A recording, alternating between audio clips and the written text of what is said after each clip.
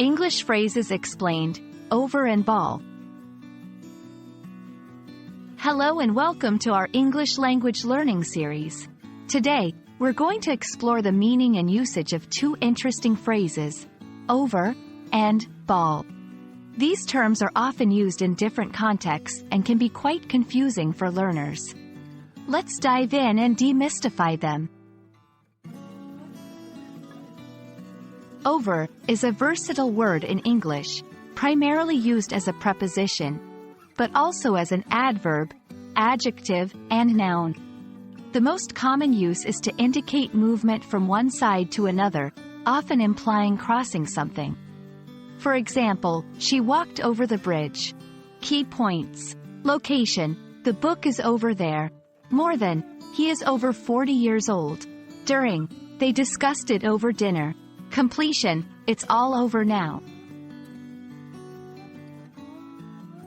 The word ball is primarily known as a noun, referring to a round object used in games and sports. However, it has other meanings too. For instance, it can describe a social gathering for dancing or being courageous in challenging situations, informal. Key points. Sports object, he kicked the ball into the goal. Social event, they attended a lavish ball. Courage, you need to have some ball to face that challenge.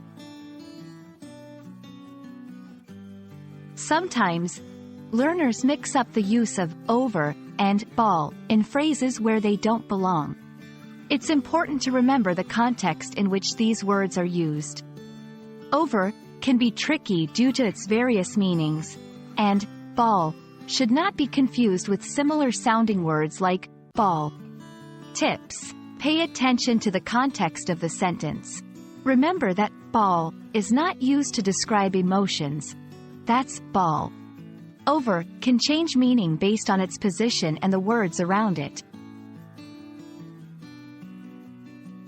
I hope this video has clarified the meanings and uses of over and ball. Remember, understanding the context is key to mastering these words. Happy learning, and see you in our next video.